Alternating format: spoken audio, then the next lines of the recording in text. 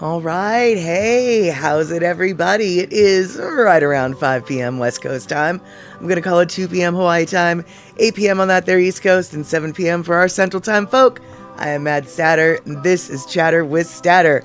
Looks like we've got folks in the house already lined up, waiting to sip on some tea and chitter chatter. Let's get at her. We've got Shock in the house, letting everybody know the schedule. That is right. And Terry in Scotland raiding with a party of 6. Awesome, dude. We've got Mom, we've got Mohammed, and we've got Penel. And with Penel, I'm guessing Tareen also, but she's probably not on that electronic list that Terry brings with his rating. Of course, we got DJ Smook in the house as well, coming in with that raid, and Katie's Aura. Shock saying aloha to everybody. And as a reminder, hold on. As a reminder, this is going to be another HelloFresh episode. We'll talk a little bit more about that. And let's see here. Shock getting a very good question from Penel. How is your kitty doing? Probably still on the mend, hopefully still on the mend. I think that it's a little too soon to say, but let's find out what Shock has to say about her. Mr. Chipper, the potato chip beast. And apparently Mr. has been to the vet and is being treated with a bland diet and probiotics. Well, the test for Giardia is done. That makes sense. Terry in Scotland wondering, what's Molly doing? Very, very, very good question. Not sure I have an answer. That is right. All right. My husband and I consider naming him Domo Kun after the flatulent Japan broadcasting mascot. Oh, that could be a cute little name, actually, and just call him Domo for short. And let's see here. We've got Mama Sean on that there YouTube side. So happy we've got YouTube back in the house this stream and last stream, but the stream before, oops. Yeah, there was mistakes. Let's see here. We've got Penel saying hello to the kitties. And Shock letting everybody know just who or what Adomo-kun is. And let's see here, we've got PPP Bang coming in saying hello. Actually, that's not true. He said hi. And we've got Kulika 1965. How's it, everybody? Good to see you, dude. Haven't seen you in a minute. And let's keep on scrolling down. And let's see here. You got, so Terry in Scotland got your new Hotpoint washing machine at 7 o'clock this morning. You are pleased with it. Oh my God, dude. Having a washing machine in your own house, to me, is one of the necessary wonders of the world, the modern world. And I'm so happy that you've got that. I am not happy, however, to read the next line below your good news. PPP Bang, I'm so sorry. I hope that it was... I don't know what I hope. There's no circumstance that's more or less awful when that happens.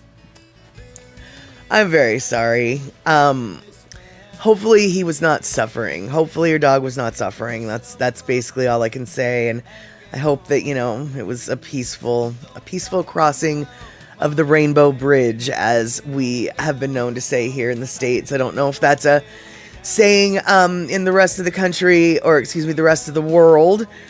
The rest of the country. The rest of the world. But generally when an animal passes here, we refer to it as crossing the Rainbow Bridge. There's a reason for it. I think there's a poem that started that trend, but honestly, I'm not quite sure. I do know, though, that it's a nice little name, and it's a nice little metaphor, as it were, and so there we have it. And yeah, exactly, PPP Bang, all of us here, I think, are feeling a little bit of your pain today, because I think all of us know just how it is. And of course,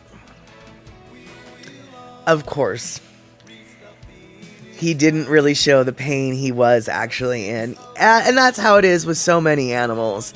I had a cat who I think had been in pain long before I even clued in that there was something wrong. And only in retrospect did I realize, oh, that might have been a sign of things. So, yeah, so hard. This is such a hard part of a human's life, saying goodbye to the ones that we are given the responsibility of taking care of, basically. So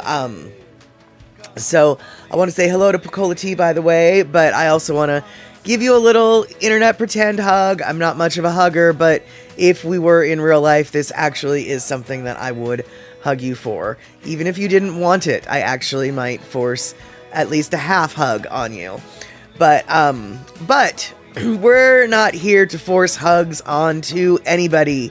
We are here to chitter chatter with everybody. And we are here to say thank you to Terry in Scotland for bringing in that 1,000 biddies. And PBB Bang, now you're left with a 12-year-old Jack Russell that has never, ever been alone. Yeah, that 12-year-old Jack Russell, you're either going to need to get a new pack or he's going to have to probably cling by your side 24/7 because he doesn't know how to live the world by himself. You know, dogs are pack animals. Cats can be pack animals too, and when cats have a bonded pair or a bonded family unit, it absolutely matters just as much as with dogs when slowly but surely a cat that has been used to being surrounded by other kitties, they know when they're the last one standing, and they don't always like it. And Shock saying that Mr. Kidder is bonded to everything here. Yeah, I'm not really surprised. He feels safe and he loves feeling safe, Shock. I mean, who doesn't, right? All right, so speaking of feeling safe and speaking of kitties, I'm guessing that this kitty in this here intro feels safe because, well, he was letting his picture get taken. And let's see here, Shock bragging about how her cat is so well adjusted that he was fine with the vet tech and vet even holding him. And exactly, Taurine doesn't like it when you go out, says Pinnell. Precisely, yeah. Kitty cats, you know, people think that cats are solitary and they don't know what they're talking about. They don't know at all. So, all right, you guys, let's get talking about what we don't know talking about either.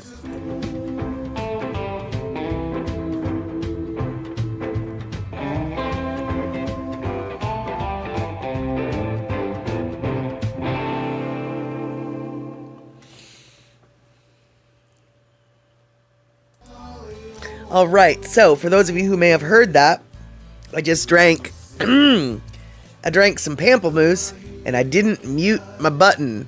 So if you heard slipper slopper gulpy gulperson, yeah, that was me. That was me. And let's see here.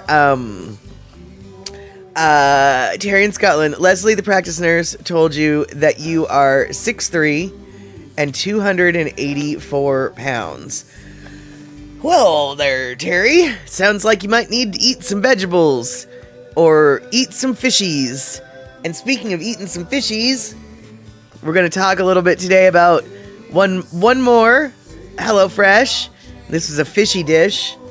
And we'll definitely be talking about that. But Terry in Scotland, I don't know what the UK uses for their metric. But my best guess is the nurse, even though you're quite tall, I'm pretty sure the nurse, if they use the same thing they do in the United States, it's called the BMI chart, the body mass index chart. And I'm pretty sure she showed you a number on that body mass index chart that you didn't appreciate. And so I'm hoping, yes, is that how much of that is water in your legs? That is exactly, exactly the big question, because we do know that you've got some water retention, and water weighs a lot. And let's see here, Mr. Wensleydale, 9 stone. Oh, is that what 284 pounds is 9 stone? I don't remember. Is stone 14 pounds roughly? And Kulika or be a rugby prop. And by the way, Mr. Wensleydale, did I say hello to you? I don't know.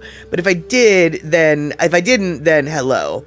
And, oh no, Terry, you think you have a bladder infection?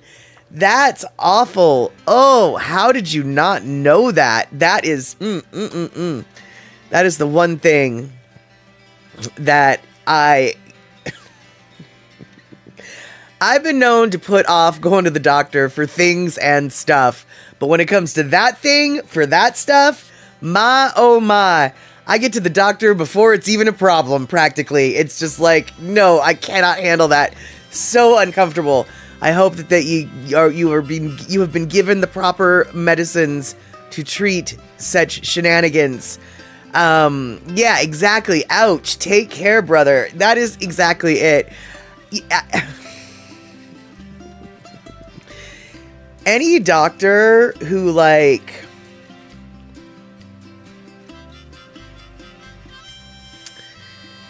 downplays the discomfort of a urinary tract infection has obviously never had one. I actually had a male doctor, of course. I had one once, and it was very mild, and that's fine that it was very mild. It was barely an infection, he said, and it's just like, that's fine, but there's still an infection, and it's the most uncomfortable thing in the world. I don't care if I'm a full-blown, walking infection, or if I'm just a barely blooming infection. Do not downplay the discomfort. Do not downplay the discomfort. So yeah, I hope that you can definitely, get that taken care of very quickly. And let's see here, shock. UTIs can also cause people to hallucinate when they get older than you. Yeah, that's true. Actually, UTIs can have a lot of very strange symptoms for elderly people, and symptoms that you would never associate with urinary tract infection. But yeah, hallucinations and just sort of dementia and being very confused. Yeah, there's a lot. There's UTIs are not just something, to be sneezed at. That is for sure. And they're definitely, obviously, something to take care of, because if you don't take care of it, that can move into your kidneys.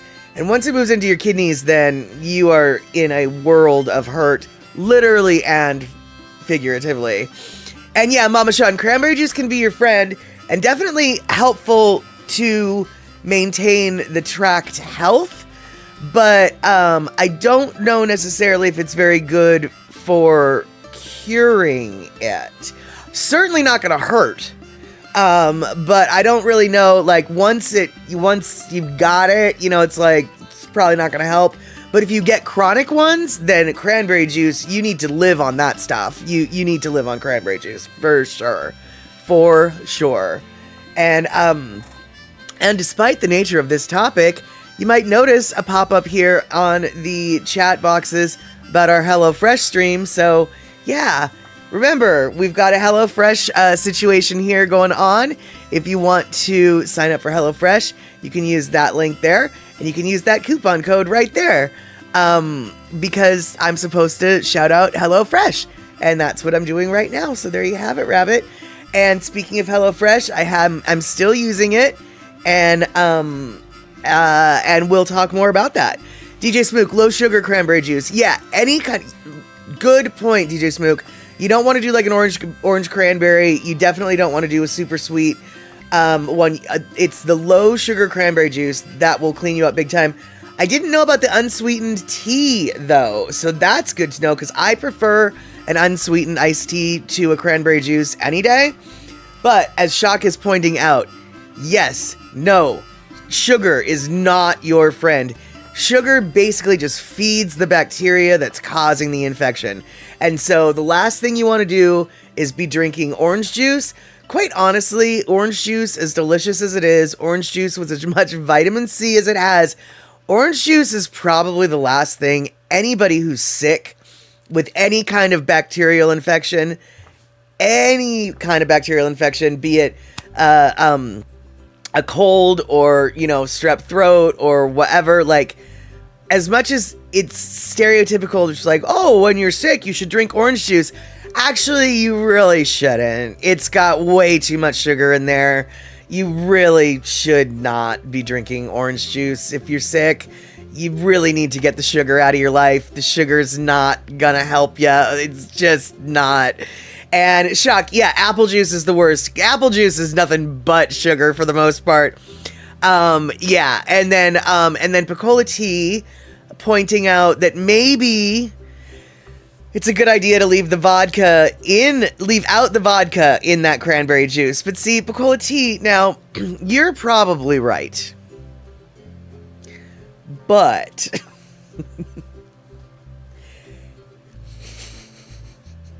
isn't vodka like alcohol? And isn't alcohol like cleansing and disinfectanting? So in theory, if you've got an infection, wouldn't vodka help disinfect it? I know. I know. I know. I'm totally kidding when I say that.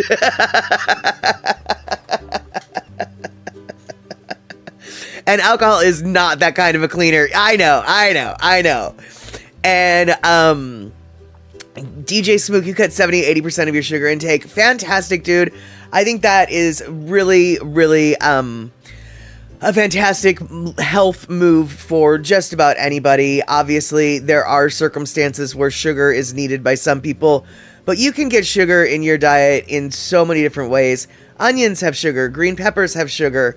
Any kind of, fruit juice or fruit has sugar. Corn has sugar. You can end up eating a lot of sugar even though you didn't eat one candy bar or one brownie or one bite of ice cream, right? So sugar finds its way to you. Sugar finds its way to you. There's no need to go looking for sugar. And so getting 70 to 80% out of your diet, dude, that is so flippin' awesome. You need to be so proud of yourself because honestly, dude, yeah, a Coke is anywhere from 25 to 30 grams of sugar, depending upon if it's Mexican Coke versus American Coke, etc., etc. But I'll tell you, dude, sugar is one thing that I feel like almost everybody in America at some point in their life has been a level of a sugar addict. You just can't not be with the foods that we've got here. And cutting sugar out can be one of the hardest things because it's flipping everywhere. I mean, it's in everything. I remember once I was trying to cut out sugar, and so I went to Jack in the Box and I got these chicken breasts.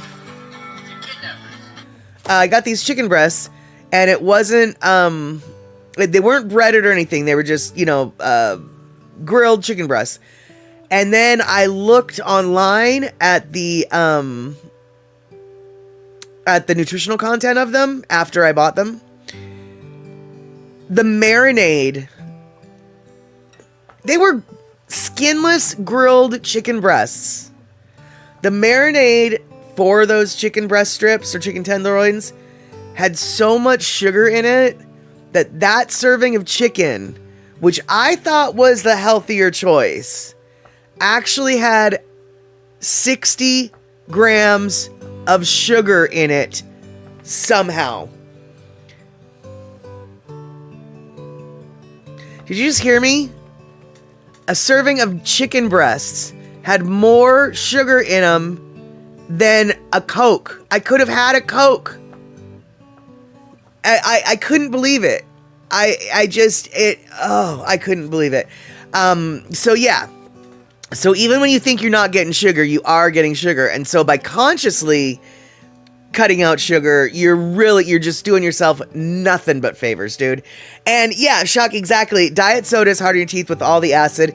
And also diet soda, all of the chemical false sweeteners, not everybody has bad problems with them, but they've got questionable health benefits or health risks associated with them that frankly I'd rather avoid. And I used to drink 2-liter bottles of Dr. Pepper or Coke a day. Oh my God, DJ Smook, that is, you literally were a Coke addict, right? Oh, so good for you. Wow, that's a big habit to break, dude. That is a big habit to break. And I think, and DJ Smook, you weighed well over 300 pounds a year ago. You dropped 100 pounds after cutting sugar out. Right, exactly. And yeah, Panel apple juice has so much sugar, it usually makes me a bit nauseous even when I'm not sick. Yeah, even as a kid, I thought that apple juice was a little bit too sweet. And I believe it was Shock saying a friend's daughter lost all her baby teeth to apple juice. Absolutely, yeah. My mom actually warned me of that. She said that when I was a kid, it was very common for people to put their babies down for a nap with a bottle of apple juice. And one of her friends, their baby had just nothing but rotten teeth because of that habit. And so my mom actually, my mom was not a health food nut. Just trust me on that one, okay? But she was a big proponent of taking care of your teeth. Your teeth and your feet were two things that my mom had she had no patience for shortchanging your teeth or your feet. You had to take care of those things, man. And she would only give me water in my bottle, apparently. Milk or water in my bottle. And Mama Sean, the fake sugar affects your heart. Really bad stuff for everybody. Yeah, I've heard that it has problems for people's heart. And I know that it has some of the stuff like NutraSweet has actually been known to give people seizures. And it's just not good neurologically either. And Mr. Wensleydale, your mom used phenobarbital on you. Well, I am going to either go, oh my God, dude, or I'm going to be like, wait a second. You're kidding, right? But then Terry in Scotland pops in with, I used to have to take phenobarbital when I was little.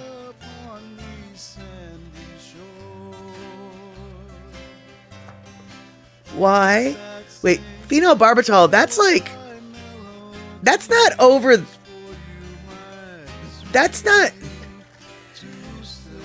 Okay, you can't buy phenobarbital over the counter, right? Yeah, it's a barbiturate that the doctor prescribed. That's what I thought. I was like, you can't just grab this. And so were you just like ultra hyperactive? Was your mom supposed to give you this phenobarbital? It's a prescription barbiturate, right? Terry, what were you just like? Is it medicine has changed? So the doctor recommended it. I am going to ask a question that honestly neither of you have to answer. Okay, it was common at the time, and then that's where I think I've heard of it mostly is Panel phenobarbital for epilepsy. Got it. Okay. And let's see here. Probably for hyperactivity. That's what I was guessing, Mama Sean. And so because, we've always had hyperactive children. We haven't always had Ritalin and Adderall to deal with them. And since giving speed to an already hyperactive child seems really counterintuitive, although medically appropriate, as it turns out, I can totally see why back in the day they're like, yeah, let's just dope this kid up to slow him down. But my question for Terry and for Mr. Man here, Mr. Wensleydale, why? So they gave kids phenobarb so the parents would sleep. So basically, because they were hyperactive, it sounds like you were being given drugs to just slow your little hyperactive butt down. I guess that was the logic, I guess. And medicine has come a long way, Picolity says. Remember all those doctors who chain smoked? I do, but Picolity, I gotta tell ya, every nurse I've ever known, not true. Filipino nurses, this is not true. Every white nurse I have ever known, to this day, still smokes cigarettes. I swear to God, the most smokingest profession are line cooks at a restaurant and nurses at a hospital. Those are the two most common professions you're going to find smokers. Nurses and cooks.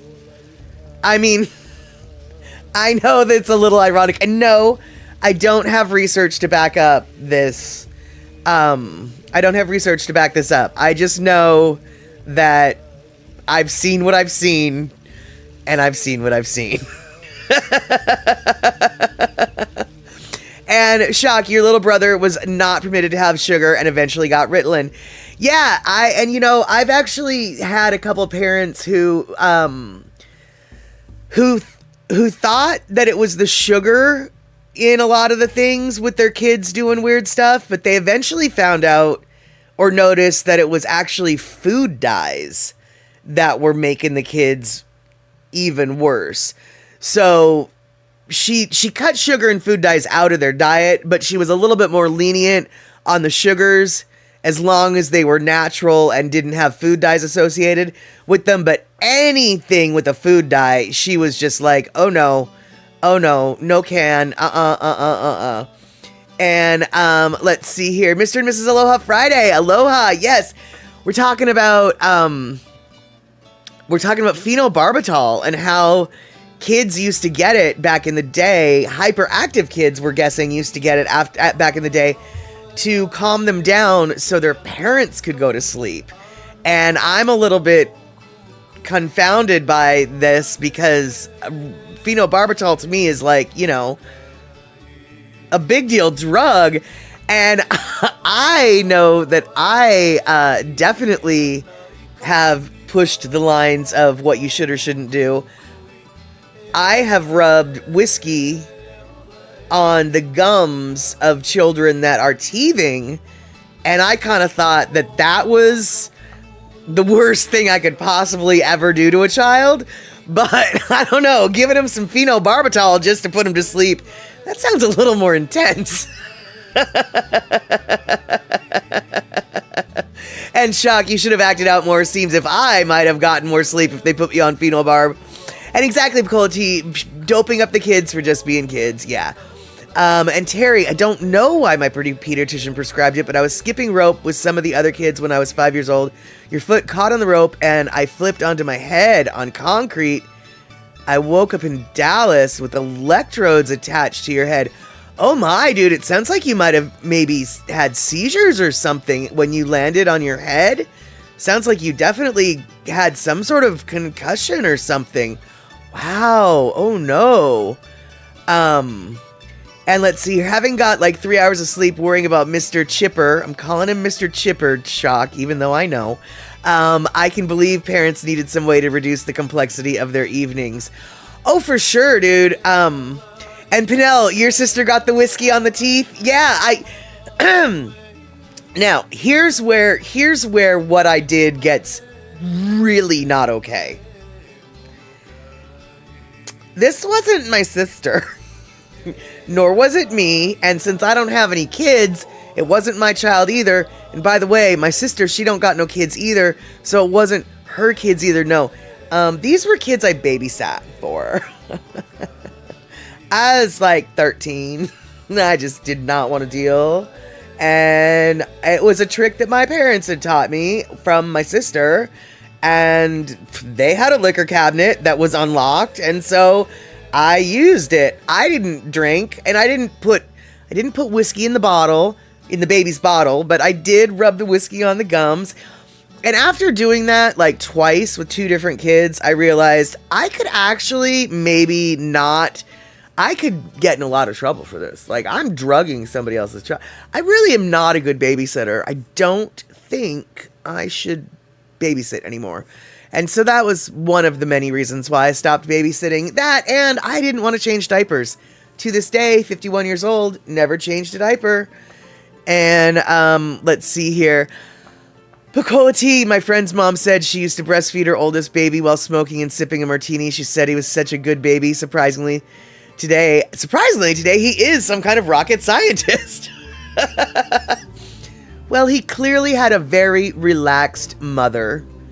And relaxed mothers perhaps become the best mothers.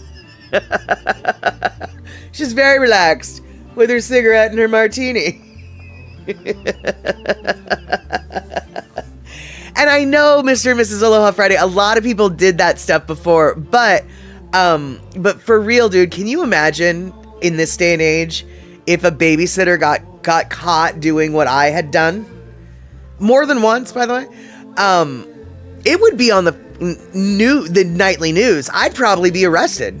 My parent, like, it would be such a huge ordeal because I'm drugging some other person's child. Well, at first I'm drugging a child and then not even my child. You know, it's just such a bad look. In retrospect, I realized, like, wow, man, some of the things that I did, and it wasn't even like I was trying to be nefarious or I was trying to help. I was trying to put the kid, get him to be out of pain and go to sleep, right? But Statter would have gone to juvie. Oh, Cola T, honestly, I'm kind of surprised I didn't, even growing up in the 80s. A lot of my friends did. And at Terry in Scotland, I think you were the one, we used to take Old Crow and honey for cough mixture. You know, there is something to be said about a little bit of honey, a little bit of lemon, and a little bit of whiskey with a little bit of hot water. Honestly, I don't like whiskey. I don't really like honey. But I will abso-flippin' do some hot water, whiskey, honey, lemon when I'm not feeling good. It really does matter. And let's see here. Your strength would be titled Statter Live from Prison. Exactly. And yeah, heroin will definitely calm your breathing. Your mother's father was a doctor. He made cough drops with heroin in them. Yeah, that doesn't surprise me at all. Not just heroin, but well, there's a reason why. All right, so many thoughts. What is it? Opium. Opium is absolutely a cough suppressant. It was used it's one of the many. It's a cough suppressant and it's a pain reliever. Codeine is made from opium. Codeine. That's why codeine is both a cough used as a cough suppressant and as a pain reliever. So not at all surprised that that there were little balls of heroin in the cough drops that you know old grandpa made. In fact, actually, one of my best friends in college, his dad was a doctor, but his dad's dad was also a doctor, and he was the kind of doctor, the door-to-door doctor with his little duffel bag, you know, the little leather medical duffel bag full of all the tools and all the stuff. Well, one day he was looking through it when he was a kid, and he found these little black tarry balls of stuff, and he showed them to his mom, and his mom freaked out, like, oh my god, that's pure opium, blah blah blah blah blah. And so she discarded it or whatever because she didn't want, it was dangerous for a little kid to be playing with. But yeah, when he got older, he realized, it's like, damn, my grandpa was just walking around with a bunch of heroin in his pocket. And yeah, it calms down your intestines as well, which can be counterproductive if you're trying to act like what Shock's Kitty is acting like these days. They were tiny black pills. Panel, I think that's exactly what when you said that the little cough drops with that's exactly the pills that he described as well. I have a feeling that, yeah, he stumbled upon some heroin pills there. Who knew? Yeah, exactly. The good old days, Mr. and Mrs. Aloha. And let's see here. My mother kept a few. I had one when I had a bad cough. It worked immediately. Nice. And let's see here. All this boils down to one good idea is never enough. Too much is never enough. And Coca-Cola had cocaine in it. Yep, back in the day, it sure did. And Mrs. says, my hair looks pretty today. Oh, wait, thank you very much. I'm trying to figure out how to tame my curls, and I think I'm finally getting to it. So, thank you. I always love it when there's a good hair day. All right, so you guys, let's see here. Oh, okay, you know what? Speaking of back in the good old days, I found this out earlier this week. And as it turns out, technically speaking, because I'm more than 50 years old, I am no longer trash. I am now an artifact. And if you're wondering, what? This is what I'm talking about. Did you know the difference between trash and an artifact? According to the Bureau of Land Management, it's any item over 50 years old. And once they're that old, they become protected by law. So as much as I like picking up the trash in my campsites, this old can of Olympia beer could easily be older than 1975. As such, I'll just congratulate it for sneaking past that statute of limitations and leave it right where I found it. So, just so you know,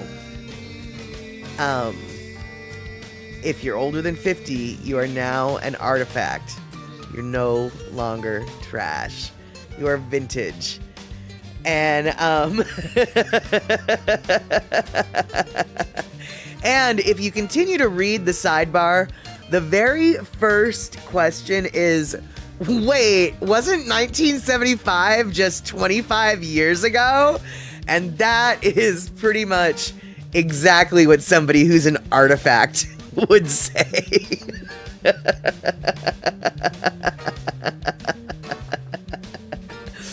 And really, Mrs. has curls too. She gets me. Yeah, curls can be tricky to work with, because if you don't treat them right, they turn to frizz. And let's see here.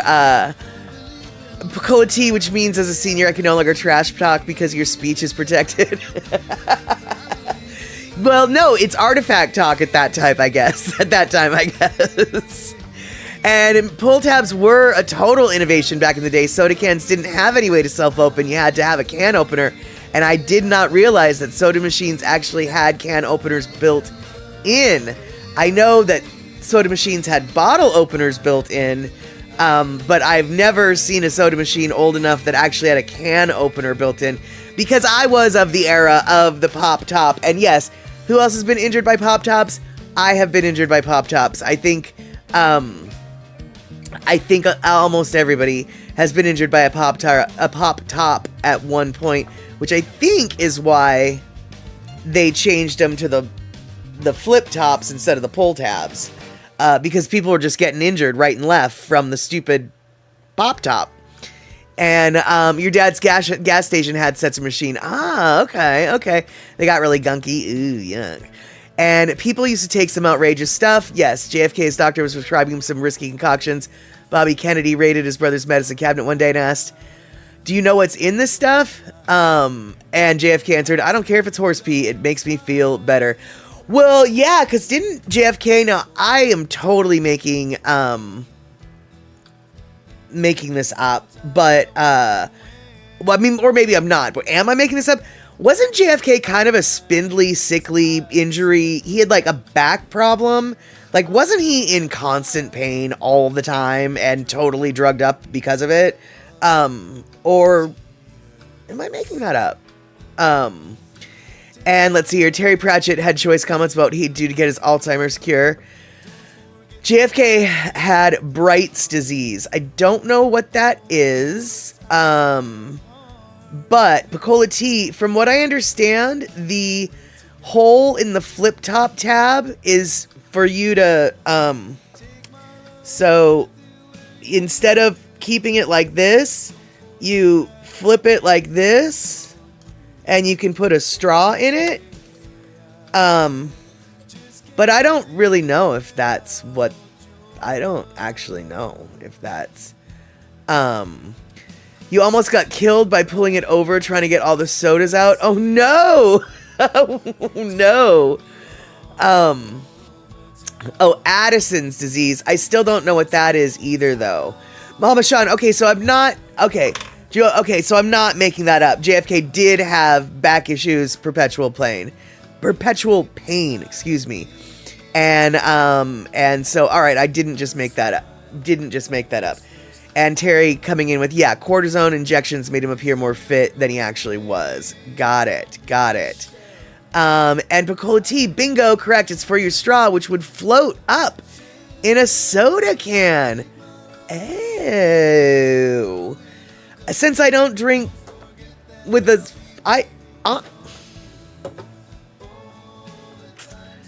This is really mundane, y'all, but I don't think I've ever drank soda out of a can with a straw.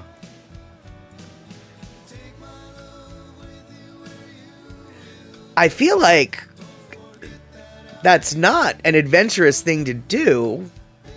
And I don't know how I haven't, but I truly don't recall ever having to fight with the floaty straw. So, okay. I don't think I've done that. I could probably do that, but I don't think I have done that. But you know what we haven't done yet? We will do, like, right now, because we should have done it a minute ago. That's right, we're going to take our Lono listening break. So, let's do some Lono.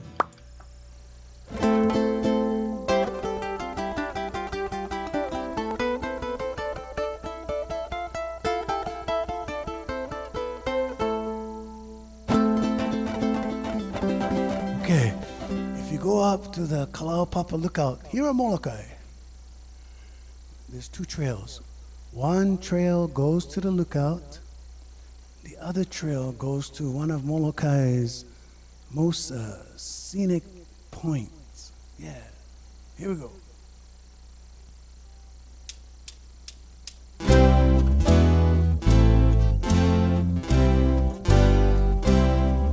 Have you ever been up to the phallic rock? Sit on the rock and you have good luck.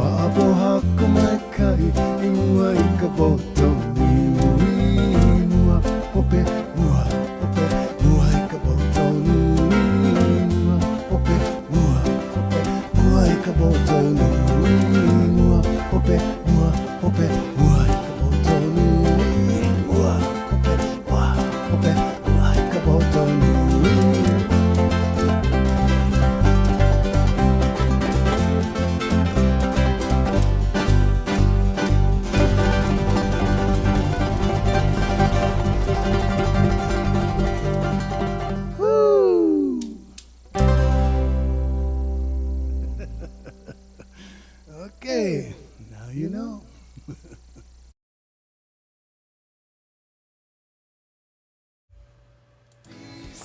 All right, okay, now you know. That's our little one of the naughty songs by Lono, Boto Nui. All right, you guys. So let's see here. Sorry for all the typos. Trying to thumb typing. No worries, no worries. For the most part. Oh, whew, got some kitty hair in my mouth. For the most part, I knew exactly what you were saying. And let's see here. Trail Dust, you just got back from an anniversary dinner. What'd you have? Where'd you go?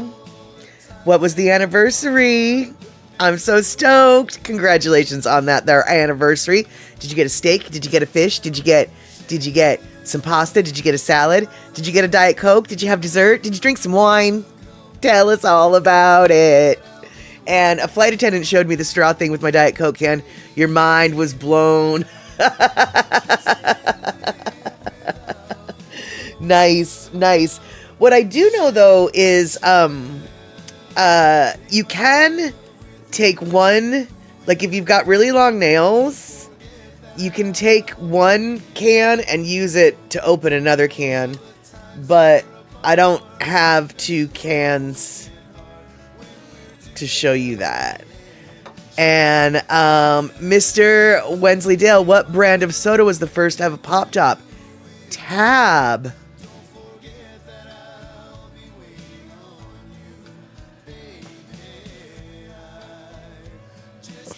Oh, not really? Oh, okay, because you almost blew my flippin' mind, Mr. Wensleydale. Because I've always wondered why was Tab called Tab?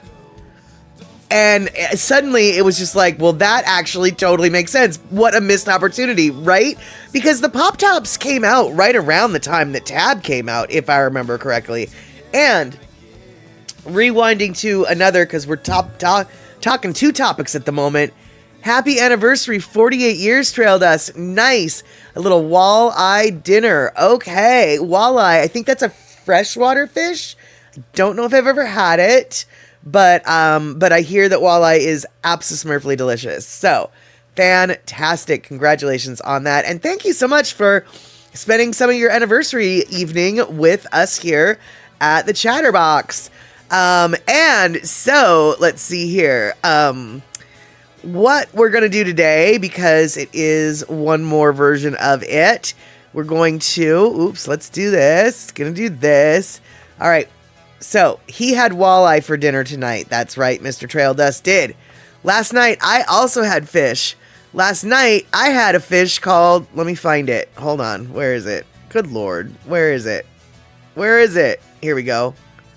All right. So I don't know what walleye is, and I didn't know what barramundi is, but barramundi is this, and I don't really know where it's an ocean fish. I don't know where you catch it except for in the ocean, and I'd never had barramundi before, so that was kind of nice. And for those of you who don't know what the flying fork I'm talking about HelloFresh. And HelloFresh, let's see here. I think this is what I want. HelloFresh, your fish was named Fred. Fantastic. I don't know what mine was named, but I do know that I am working through all of the rest of the subscription that I have for HelloFresh. HelloFresh once a week comes to my house for the last 3 weeks with 2 meals in the box, and it's America's #1 meal kit, and they give you all of the recipes that you need, plus some extra stuff, and then the foods that you get, the ingredients that you get are per meal in each bag, and then at the bottom, and then you can see, this was what was in the very first box that we got, basically some meats, all the things and stuff. So, this one was my barramundi meal was smoky barramundi with browned butter, mashed potatoes, and broccoli. But here's the deal. I didn't feel like making mashed potatoes because that would have dirtied another pot and I was being lazy. So I did not make mashed potatoes. Instead, I used a different recipe from HelloFresh and I just roasted the potatoes. So thanks to a prior meal that I had made on HelloFresh, I just utilized the roasting knowledge from that menu and transferred it to this. So I used pretty much all of the ingredients you see here except for the sour cream. The sour cream was part of the mashed potato. I did not use any sour cream, but otherwise I used the whole head of broccoli That's a packet of smoked paprika, really good, really juicy lemon.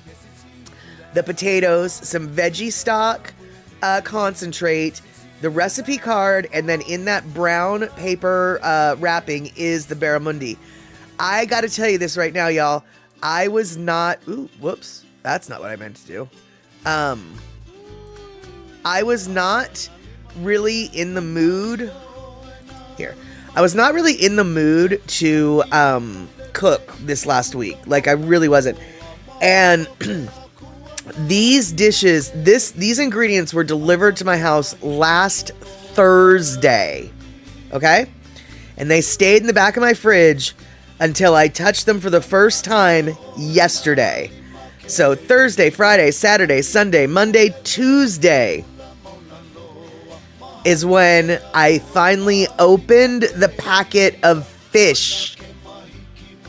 And I knew I was risking it. I was like, there is no way this fish is going to be acceptable. I'm going to open this packet of fish. It's going to stink. It's going to be slimy. And I am not going to use this fish, but I'm going to give it a whirl just in case. Y'all, that fish it totally didn't even have a smell. It did not. It was beautiful. It was beautiful. So I prepped up all of the things, washed the produce, chopped up the scallions and the green onions, zested the lemon. We've got the zested lemon. We've got the lemon zest. We've got the chopped up potatoes. The chopped up potatoes I coated in the veggie concentrate in order to give them a little more flavor. And yeah, Pacoti, the fish, was absolutely vacuum sealed. This is what the fish looked like. The fish basically was sealed, or when you got I didn't take a picture of the fish in the package, but it was in a vacuum sealed package with the skin side out on both sides. So the flesh side, it was flesh on flesh. So that's what the skin looks like on the barramundi. That's the quartered up lemon after I zested it. And so as you can see, there's it's a white fish. It's got a little bit of a fat line there, quite lovely. And so what they wanted you to do basically is salt and pepper the fish the way you want on both sides, and then take the packet of smoked paprika and basically use that entire packet of smoked paprika and coat the top of that fish. And then you put the fish skin side down in a hot pan, and you cook it until the skin was crispy. At which point then you transfer it into a different dish. Hold on. There we go. You transfer it into a different dish and you pop it in the oven, and it cooks while you're roasting the potatoes and the broccoli. So while that's in the oven, now we're going to go backwards again. We take the pan that we had the fish in. Here we go. And you put in a bunch of butter, and you put in the white of the green onions, and squeeze a little bit of lemon in there, and you brown the butter in the pan that you cooked the fish in. And so that's when I just added everything. That's after it has browned up and gotten all the little milk solids with the little flakes and flecks. And so now I emptied out the brown sauce into a little pan. And as you can see, I used most of the lemon in that brown butter sauce, but we still have a quarter of a lemon and then the green onions for when we plate up the dish. And so we've already seen that. That's where that cooked. And then this basically was the final thing. So what was supposed to happen is those chopped potatoes, those were supposed to be mashed potatoes. And the browned butter was supposed to be spread on both the fish and the mashed potatoes. I did not spread the butter on the roasted potatoes. I basically spread the butter all over the fish, and everything was delicious. The barramundi is absolutely a mild flavored fish, and it's also known as sea bass. And I've heard of Chilean sea bass before, and I've had Chilean sea bass before, and I didn't really like Chilean sea bass before, so I was a little bit confused. So I looked it up, and as it turns out, Barramundi, aka sea bass, is not the same thing as Chilean sea bass. So if you've had Chilean sea bass like I have, and you're like, oh, I don't really know if I like the flavor or texture of that fish. To me, it's a little slimy, the Chilean stuff. It's not that. It's got a good texture, and HelloFresh, like I said, that fish was in my fridge for 6 days before I even thought about touching it. And HelloFresh, somehow, they really, really do, y'all, like, here, let's go back. I know, we've already seen these pictures. I don't care. We're going to look at them again. The potatoes, look at how good those potatoes are. The potatoes are delicious. And we've got a cute breath analysis or whatever the guy, and here's silly. But I gotta tell y'all, okay, well, first off, the broccoli in there, also the broccoli and the green onions, even though they were in the back of the fridge for 6 days, held up beautifully. That lemon, though, you guys, oh my god, juiciest flippin' lemon. They really know how to pick a good juicy lemon. And so, thank you, Mr. and Mrs. Aloha Friday. Nicely presented. Yeah, and so basically we've got one more meal left from HelloFresh. And this meal, like I said, I didn't even follow all of the instructions, but that's okay because I actually followed different HelloFresh instructions, which is a great thing because once you've got the little HelloFresh groove, you can maybe, mix and match and do some things and stuff that you might want to do instead. Now, honestly, I love a good mashed potato. The only reason why I didn't want to do it is just because I didn't feel like dirtying a pot with mashed potatoes.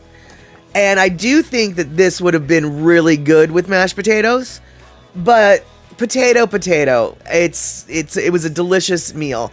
And I didn't even finish it all, actually, you guys. The chunks of fish, I didn't think, honestly, I was hungry enough last night that I looked at it and was like, oh, I'm probably going to end up eating both those chunks of fish.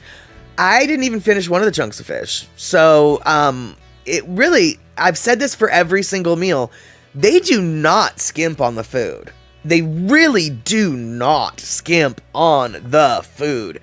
So it really, I know that it's a little bit more expensive than if you went to the grocery store to buy things yourself, but it is absolutely worth it for all of the other benefits.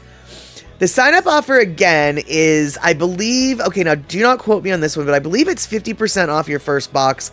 But the part of the sign-up offer with the coupon code up here, the POGHF156218, that gives you an extra thing of protein that you can order with your boxes. So HelloFresh has a lot of different meals, which are what I am doing. It's the meals. But they also have little a la carte stuff. You can order desserts, you can order side orders, or you can order extra proteins. And so this coupon basically gets you free meat. With every order that you get some free meat.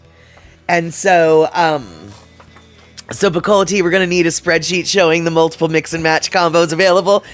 Yeah, I'd probably have to do a little bit of a deeper dive in the HelloFresh repertoire to give you that. And unfortunately, I did have plans to try some of the HelloFresh pre-made meals. However, every single one of them look like they require a microwave for cooking. So unfortunately, because I don't have a microwave, I'm not able to try those for y'all. But for those of you who don't really want to bother cooking stuff, they have options for you where you don't have to. They also have options for you where you don't have to do a whole lot of prep work and all the things are already sort of chopped up for you. And so, so if there's different levels of convenience that HelloFresh offers, which is really wonderful. And Mr. and Mrs. Aloha Friday, not necessarily, and beautiful point. So when I said, yeah, it might be a little bit more expensive than buying things yourself. However, and this is a perfectly good example, this particular, the smoky barramundi, they got the smoky flavor, the smoky essence from a bunch of smoked paprika. Well, I'll tell you what, not many people have smoked paprika in their cupboard. So if you were going to buy the potatoes, the barramundi, the green onions, the broccoli, the lemon, the vegetable concentrate, which by the way, you'd have to buy in a bigger container and a lot of it would go to waste. You'd also have to buy probably an $8 or $9 jar of smoked paprika. Whereas this, you just need the 2 tablespoons. You only need 2 tablespoons, so you don't need $8 worth. So this really does, if you don't have an extensive spice collection, honestly, you really nailed it right there. If you don't have an extensive spice collection, HelloFresh is the cheaper way to go about it. Period. End of story. It is. And Mad Statter, we need a map of barramundi distribution. Well, you already described some pretty good info there. Prized by anglers, sport fishers, good fighting ability. In Australia, the barramundi is used to stock freshwater reservoirs for recreational fishing. Well, wait, I thought that barramundi was a ocean fish. Because it's called sea bass after all. Okay, so it's sometimes called Asian sea bass or giant sea perch, or known as dangri, or siakap. I don't know about that, but okay. It's distributed in the West Indo-West Pacific, spanning the waters of the Middle East, South Asia, Southeast Asia, East Asia, and Oceania. All right. Let's see here. So if you guys do want to subscribe, I believe it only requires 1 delivery to be delivered. So you don't, okay. HelloFresh is a subscription service. So once you sign up for 2 meals a week, 4 meals a week, however many meals a week, they will continue to send them to you. If you don't choose your menu, they will send you what they think you would like based on previous orders. So you will need to, if you decide to cancel or put off a delivery for a week, or just suspend your delivery for a while. You can keep your account open, but maybe for the next month, we're not going to do it. We're going to be out of town, blah, blah, blah. HelloFresh lets you do all of these things online immediately, easy peasy. I was able to cancel my subscription service after 3 deliveries with absolutely no hassle. They do ask you why you're canceling, and they give you a bunch of reasons. And if you choose it's too expensive, they actually will come back and give you a discount offer. I decided to waive that offer and just cancel. But I might start up again because honestly, this was kind of a nice little brainless way to force me to eat a good meal because I don't want it to go to waste, right? So I really have enjoyed my time experimenting with the HelloFresh situations. And so if you are curious about it as well, or if you know somebody that it might actually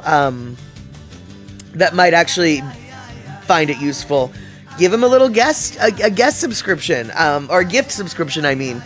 So, but yeah, if you want to use that link, I get credit, and then if you use that coupon code, you get the free protein. And but this is the link that you need to use to order for me to get the credit. And if y'all do, I'm super stoked. But if you don't, I'm really just very happy that you guys are putting up with this sponsorship, because this is sort of easing into, I'm trying some new things. And even though I haven't filmed me cooking yet, that is, we're getting there. We're getting there. And let's see here. Picola Tea. Have I mentioned the jar full of maggoty bugs found in our kitchen cabinet? A house sitter brought a jar of Goshugaro powder and left it behind. Months later, we found it wriggling with life. Point being, that's a danger of buying full-size spice bottles. Absolutely, yes, absolutely problematic there. I don't know what Goshugaru powder is. Is that anything like the gochujang paste that Korean people use? And I have to say, like, what was in... Okay, so it is like the gochujang. How did the moths get in there? If the jar was closed, how did the moths get in there? Were the moths already in there? And then they hatched or something? Apparently those bugs like things spicy. Yeah, exactly. And does HelloFresh have any Battle Gill recipes? I don't think so, but I will actually also say, and I meant to mention this earlier, barramundi, that fish is remarkably, yeah, we suspect it was packaged with the jar at the manufacturer in Korea. That's what I think too, Picola Tea, is I think there was little things in there to begin with, and then they grew up and stuff. Yeah. And Mrs. can't resist anymore. She's trying to link with my email. Oh, Mrs. Aloha Friday, you're my favorite person in the world right now. We must try HelloFresh, even though we've already tried it. We must try it again. Oh, that is so awesome. And does HelloFresh have toasted marshmallows? I don't know. I don't think so, but I don't know. What would the instructions be for the marshmallows? Like, here's a bag of marshmallows and here's a lighter.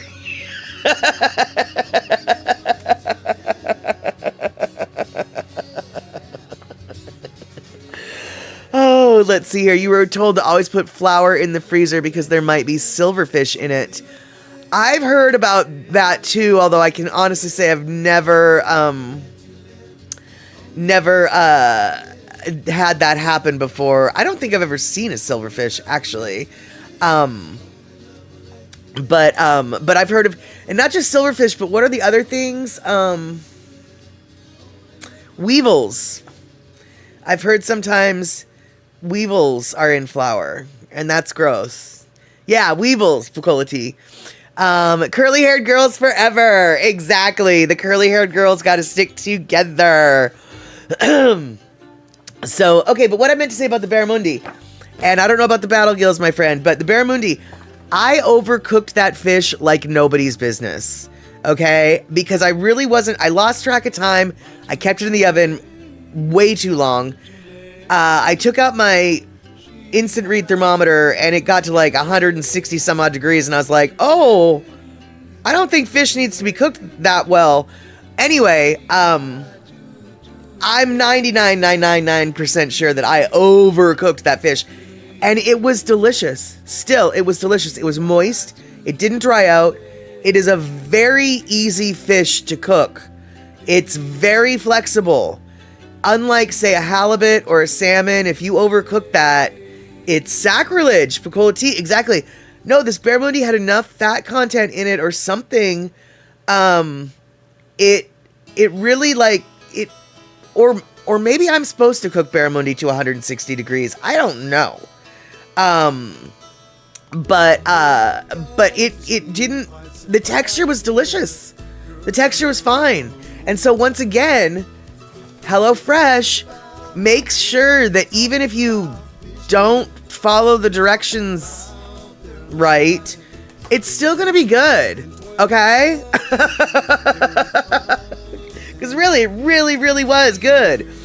And Pinnell, you learned to keep flour in the freezer when your apartments had cockroaches. And my best guess is, even though you didn't write it, you learned the hard way to keep flour in your freezer when your apartments had cockroaches. Granted, I put those words in your mouth, but if I'm reading the subtext between the lines, I dare say you found out the hard way that you needed to put your flour in the freezer. Because after all, that's choosing the lesser of two weevils, according to Terry in Scotland. That is crazy. Yeah.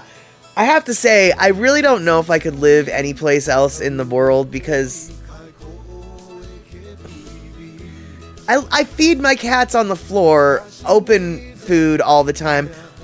If I had ants, if I had roaches, if I had bugs, if I had weevils, my house would just be overrun with bugs and grossness.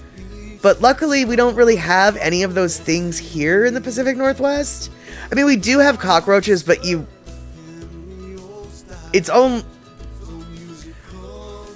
don't even know what causes them, but it's usually very old buildings that have them. And my building is like 70 plus years old, so I mean like older than that. Yeah, cockroaches can totally get into everything. My mom was an impeccable house cleaner, and even when we were in Hawaii, roaches were a constant battle. And you'd find them in places you'd never expect, like in your handheld hand mixer. You know, one day my mom was mixing using her handheld, you know, the little thing, and you put the mixers in the handheld, and you know, you might get your tongue caught in the twirly whirls. You know what I'm talking about, right? So she's hand mixing up a cake, yellow cake, and suddenly, a bunch of chocolate chips fell from the mixer. Only they weren't chocolate chips. They were roach poops. And apparently the roaches had been living inside the hand mixer for years. She'd been using it on all our stuff, but the poop just never had gotten dislodged until that moment. So yeah, and she was a very good house cleaner. Like, kind of OCD, actually. So even she had a struggle. And Fort Worth is the cockroach capital of the world. I don't know about that.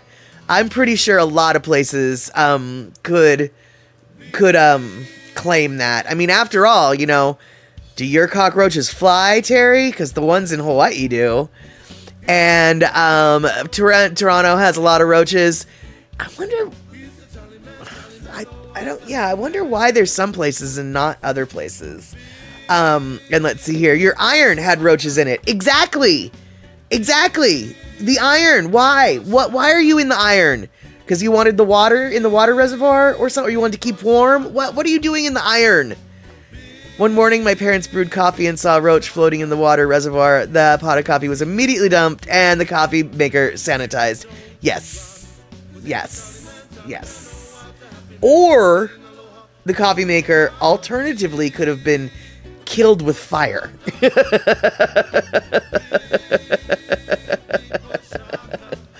Yes, exactly, Shock. Those, when kitties eat the flies, it's called sky raisins. And when kitties eat the bees, it's called spicy sky raisins. Hopefully he won't get into too many spicy sky raisins. But if he does, I really would like you to take a picture of him because his face is going to get all swollen and he's going to look funny. And right, exactly, Picola T. They don't know how long that roach had been in the water reservoir. That's what I'm saying is you don't know what else is in there. That's why you needed to kill that coffee maker with fire. What do you mean kill it? It's an inanimate object. No, it's not inanimate. It's got it's got things in it that are alive. So you just need to assume that it too is alive and it just needs to be killed with fire. Kill it with fire. That's how that works. Alrighty, here we've got about 10 more minutes. And I wanted to, let's see here. don't know what I want to do with you guys. I've got two different options. Shock, did I get my data back? Really good question. And after I came home from running all of my errands today, I said to myself, I forgot to go check if my data was there. So no, but only because I spiced. And let's see here. We're in your number better turn to 1.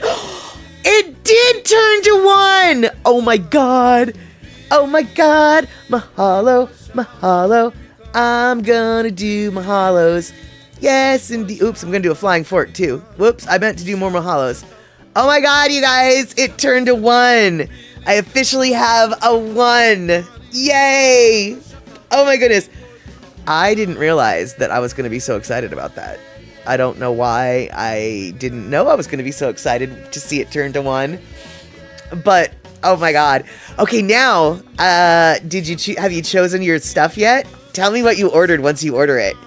And let's see here. Pinnell, Hugo's paw swelled up from a bee. He came to me holding his paw out. Yeah, exactly. Mom, kiss it. Make it better. Make it better. A little bit of Benadryl, I think, isn't going to hurt. It might help when it comes to the bee stings. I think Benadryl's safe for cats.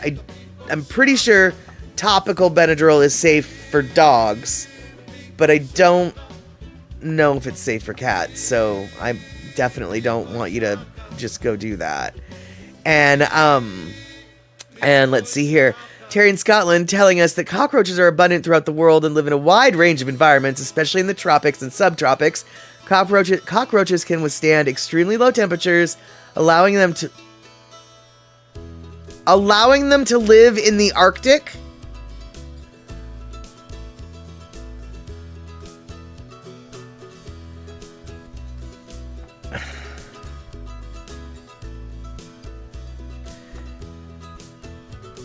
It never crossed my mind that they could live there. And, but not only can they live in the Arctic, some species are capable of surviving temperatures of negative 188 degrees Fahrenheit, and they manufacture an anti-freeze within their system made of glycerol. Glycerol? Wow. Wow. And I'm a natural salesperson. Well, thank you so much. I am just, I just am a chitter-chatterer, let's get at her. And if I like something, I tell you all about it. If I don't like something, I will also tell you all about it. And on that note, I will say the one negative thing that I have to say about HelloFresh, and it's so minor, it's really almost not worth mentioning, but I don't think that their sour cream tastes very good by itself. So like if you take a little fingerful of sour cream and you go, let's just taste the sour cream. I don't think it tastes that good by itself. Whereas other sour creams are like, oh, that's kind of refreshing, light, zesty. This one, it's like, I don't know, it's a little too tangy. But once you mix it in with all the stuff that they use it for, it's just fine. It tastes great. But I wouldn't eat their sour cream a spoonful of it plain. And I dare say that that's maybe one of the worst things I have to say. I don't like a lot of the packaging, but you can't not have that. So there you go. And you may have to try the HelloFresh just to try the fish. That actually was the reason why I chose this dish, because even though this dish, because this dish, we've already done the broccoli, we've already done mashed potatoes from HelloFresh. We already know what they're about. So I hesitated on ordering this, but I also know that I never in my life's blood ever would go and buy barramundi. So this meal was all about trying a new fish, and now I know I absolutely will go buy barramundi if I see it in the store. I never would have even acknowledged that fish before because I'm unfamiliar with it. But now I'm familiar with it. And so, oh no, you're canceling. But for real, it is, And they don't call governments cockroaches for nothing. They survive anything. That is very true there, Mr. and Mrs. Aloha Friday. But for real, the fish, that is another thing that is a nice thing about the HelloFresh. It's like, well, I already know I'm going to like this. Okay, I'm really having a hard time spatially here I already know I'm going to like, boom, half of it. Let's get experimental with the other half.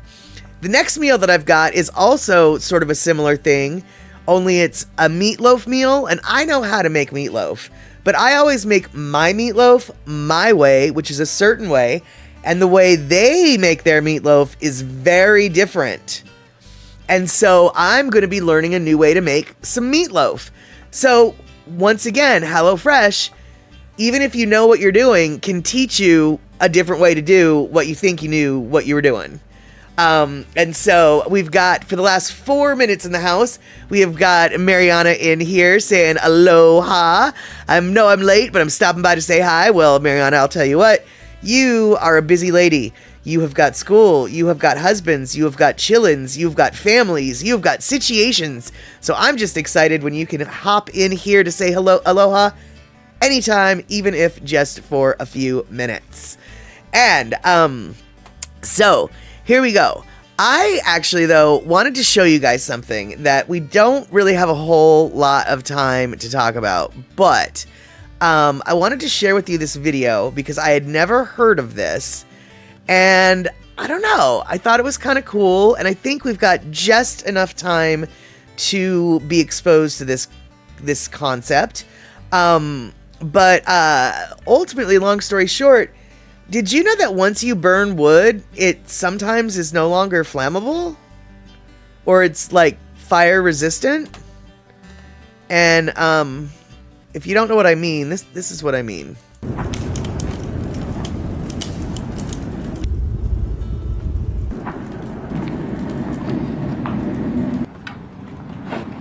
Ever wondered why Japanese homes often feature charred wood? It's more than just an aesthetic choice. The technique, called Shōsugi and practical purposes. This method involves burning the surface of wood, typically cedar, to create a protective carbon layer. This simple process has proven to be incredibly effective in protecting buildings from pests, fire, and weather damage.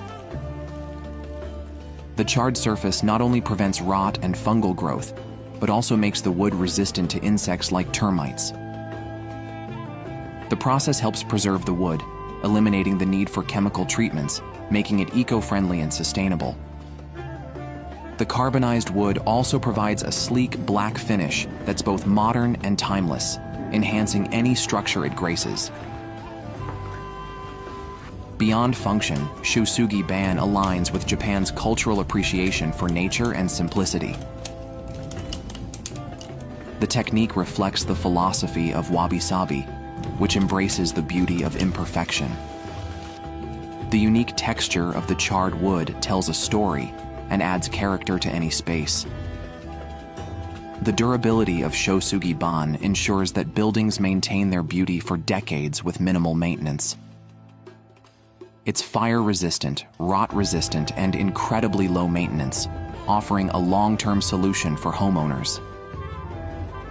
Its popularity is growing worldwide, not only in Japan, but in modern architecture as well. Whether for residential homes or commercial buildings, Shōsugi ban is gaining popularity as a sustainable, stylish, and practical building technique.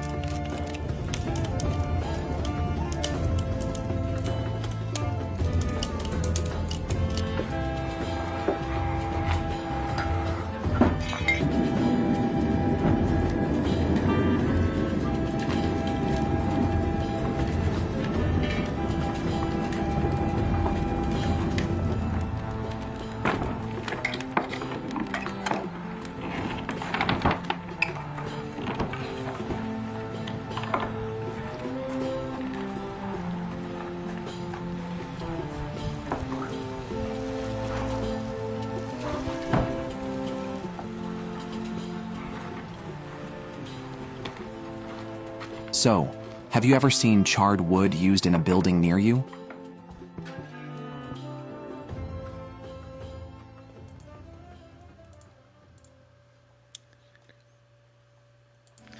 All right, so we're going a little bit long because I shared that, and we have to say congratulations to Mariana for graduating in July, or on the verge of graduating in July. I believe that's going to be your full-on BA. Congratulations, or it might even be a BS, or it might even be a BA/BS. I don't really know, but I'm very happy that you're going to be getting that there degree. What a struggle, what a journey it's been. College is such a such a wonderful milestone to achieve. But anyway, I just wanted to show you guys that that little wood burning thing, because no, I've never seen it. I've never seen that before anywhere. When they asked at the end, have you ever seen it? No, the answer is I haven't. Have you? And yes, I thought it was super flippin' cool too, Mariana. Wood or rot resistant, fire resistant, termite resistant, no chemicals. Totally sustainable. I am super stoked. I hope that that particular practice gets more traction worldwide, without a doubt. So, little bit of Japanese building techniques thrown in to end our day. And and exactly, we were with you on your wedding day, Mariana. What a wonderful journey. I love that the strands of our lives are still being woven together. Lovely, lovely, lovely community we have here, and we've been able to maintain it in so many different forms for so long. And speaking of so many different forms, next Saturday is our movie night, 6 p.m. West Coast time. What are we going to watch? Honestly, I'm just not sure. We could watch Doctor Strangelove. We could watch a repeat of something we've already seen. I don't know yet. So we're going to have to figure that out. On Saturday, we might even have a vote on just what it is we'll be watching. But I want to thank everybody. Mr. Wensleydale, Strangelove. Okay, well, we've already got a vote for Strangelove. There we have it. I've actually already got it queued up. So, and let's see here. Mr. and Mrs. Aloha Friday, would gluing charcoal briquettes have the same effect? Not sure, but I definitely want to say that the charcoal briquettes that have been infused with lighter fluid are not going to be fire resistant. I feel confident about that. And hey, Verity Hunt, so good to see you. All right, you guys, I want to thank Mr. and Mrs. Aloha Friday for making that number turn into a number 1. We actually have someone who signed up for the HelloFresh. That is just an amazing accomplishment that I truly didn't think was going to happen with this sponsorship. All right, you guys, so stoked. Thank you, everybody, for subbing, resubbing, gift subbing, chatting, bits, signing up for the things and the stuffuses, everything, the HelloFreshes, and we will definitely see each other on Saturday. But in case we want to hang out before Saturday, we got this guy. You may have heard of him. His name's Photo Luke Hawaii.